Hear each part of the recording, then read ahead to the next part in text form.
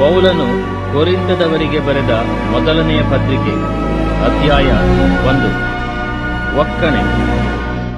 ದೇವರ ಚಿತ್ತದಿಂದ ಯೇಸು ಕ್ರಿಸ್ತನ ಅಪೊಸ್ತಲನಾಗುವುದಕ್ಕೆ ಕರೆಯಲ್ಪಟ್ಟ ಪೌಲನು, ಸಹೋದರನಾದ ಸೊಸ್ಥೆನನು, ಕೊರಿಂಥದಲ್ಲಿನ ದೇವರ ಸಭೆಗೆ, ಅಂದರೆ ಕ್ರಿಸ್ತ ಯೇಸುವಿನಲ್ಲಿ ಪ್ರತಿಷ್ಠಿತರು, ದೇವಜನರಾಗುವುದಕ್ಕೆ ಕರೆಯಲ್ಪಟ್ಟವರು ಆಗಿರುವವರಿಗೆ ಮತ್ತು ನಮಗೂ ಸಮಸ್ತ ದೇವಜನರಿಗೂ ಕರ್ತನಾಗಿರುವ ಯೇಸು ಕ್ರಿಸ್ತನ ನಾಮಸ್ಮರಣೆಯನ್ನು ಮಾಡುವವರು ಎಲ್ಲಿದ್ದರೂ ಅವರೆಲ್ಲರಿಗೆ ಬರೆಯುವುದೇನೆಂದರೆ, ನಮ್ಮ ತಂದೆಯಾಗಿರುವ ದೇವರಿಂದಲೂ ಕರ್ತನಾದ ಯೇಸು ಕ್ರಿಸ್ತನಿಂದಲೂ ನಿಮಗೆ ಕೃಪೆಯೂ ಶಾಂತಿಯೂ ಆಗಲಿ.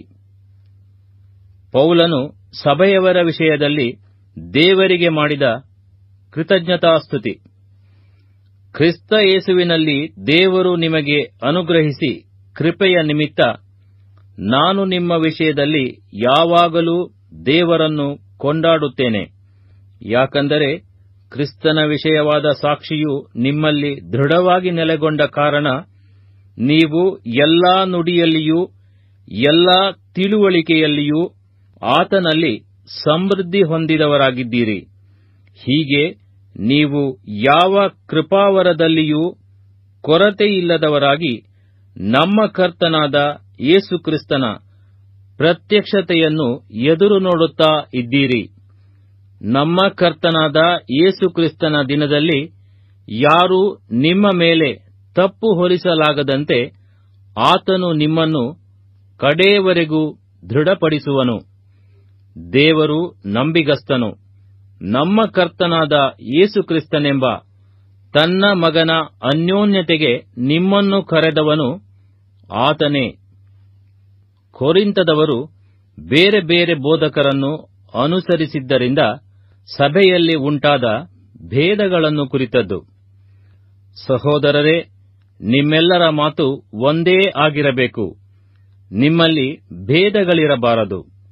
ನೀವು ಒಂದೇ ಮನಸ್ಸು, ಒಂದೇ ಅಭಿಪ್ರಾಯವೂ ಉಳ್ಳವರಾಗಿದ್ದು ಹೊಂದಿಕೆಯಿಂದಿರಬೇಕು ಎಂಬುದಾಗಿ ನಾನು ನಮ್ಮ ಕರ್ತನಾದ ಯೇಸು ಕ್ರಿಸ್ತನ ಹೆಸರಿನಲ್ಲಿ ನಿಮ್ಮನ್ನು ಬೇಡಿಕೊಳ್ಳುತ್ತೇನೆ.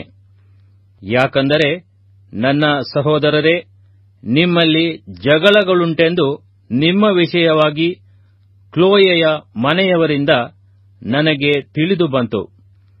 ನಿಮ್ಮೊಳಗೆ ಪ್ರತಿಯೊಬ್ಬನೂ ನಾನು ಪೌಲನವನು, ಇಲ್ಲವೇ ನಾನು ಅಪೊಲ್ಲೋಸನವನು, ಅಥವಾ ನಾನು ಕೇಫನವನು, ಇಲ್ಲವೇ ನಾನು ಕ್ರಿಸ್ತನವನು ಎಂದು ಹೇಳಿಕೊಳ್ಳುತ್ತಾನಂತೆ. ಕ್ರಿಸ್ತನು ವಿಭಾಗವಾಗಿದ್ದಾನೋ? ನಿಮಗೋಸ್ಕರ ಶಿಲುಬೆಗೆ ಹಾಕಿಸಿಕೊಂಡವನು ಪೌಲನೋ? ನೀವು ಪೌಲನ ಹೆಸರಿನಲ್ಲಿ ದೀಕ್ಷಾಸ್ನಾನ ಮಾಡಿಸಿಕೊಂಡಿರೋ? ನಿಮ್ಮಲ್ಲಿ ಕ್ರಿಸ್ಪನಿಗೂ ಗಾಯನಿಗೂ ಹೊರತಾಗಿ ಮತ್ತಾರಿಗೂ ನಾನು ದೀಕ್ಷಾಸ್ನಾನ ಮಾಡಿಸಲಿಲ್ಲವಾದ್ದರಿಂದ ನೀವು ನನ್ನ ಹೆಸರಿನಲ್ಲಿ ದೀಕ್ಷಾಸ್ನಾನ ಮಾಡಿಸಿಕೊಂಡಿರೆಂದು ಯಾರೂ ಹೇಳಲಾಗದು. ಅದಕ್ಕಾಗಿ ದೇವರಿಗೆ ಸ್ತೋತ್ರ ಮಾಡುತ್ತೇನೆ. ಇದಲ್ಲದೆ ಸ್ಟೆಫನನ ಮನೆಯವರಿಗೆ ಸಹ ದೀಕ್ಷಾಸ್ನಾನ ಮಾಡಿಸಿದೆನು.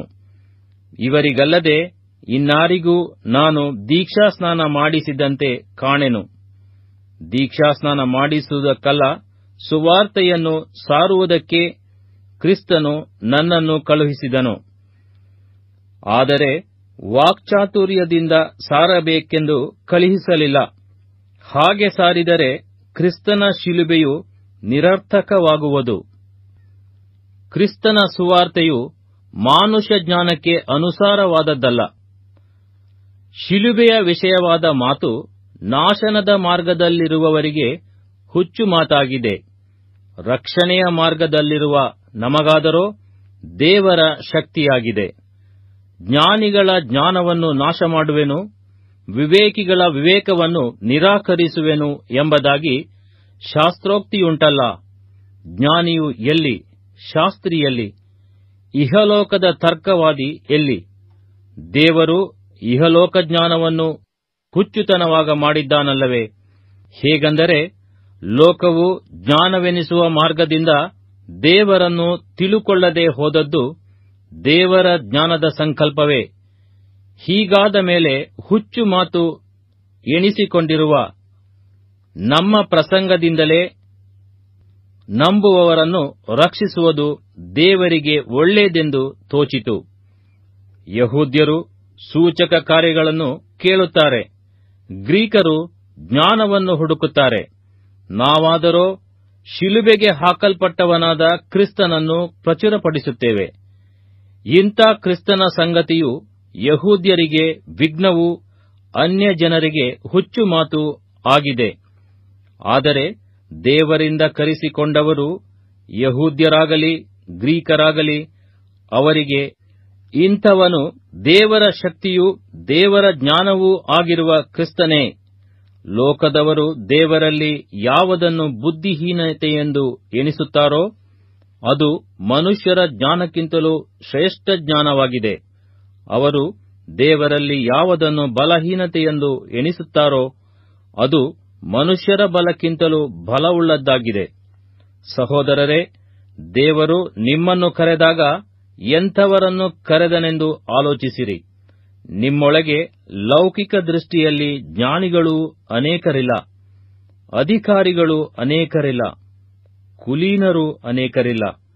ದೇವರು ಜ್ಞಾನಿಗಳನ್ನು ನಾಚಿಕೆ ಪಡಿಸುವುದಕ್ಕಾಗಿ ಈ ಲೋಕದ ಬುದ್ಧಿಹೀನರನ್ನು ಆರಿಸಿಕೊಂಡಿದ್ದಾನೆ. ದೇವರು ಬಲಿಷ್ಠರನ್ನು ನಾಚಿಕೆ ಪಡಿಸುವುದಕ್ಕಾಗಿ ಈ ಲೋಕದ ಬಲಹೀನರನ್ನು ಆರಿಸಿಕೊಂಡಿದ್ದಾನೆ.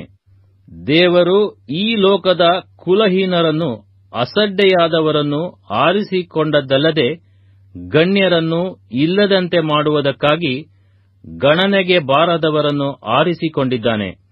ಹೀಗಿರಲು ದೇವರ ಮುಂದೆ ಹೊಗಳಿಕೊಳ್ಳುವುದಕ್ಕೆ ಯಾರಿಗೂ ಆಸ್ಪದವಿಲ್ಲ.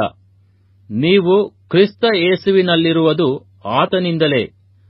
ಕ್ರಿಸ್ತ ಯೇಸು ನಮಗೆ ದೇವರ ಕಡೆಯಿಂದ ಜ್ಞಾನವೂ ನೀತಿ ಶುದ್ಧೀಕರಣ ವಿಮೋಚನೆಗಳಿಗೆ ಕಾರಣನೂ ಆದನು.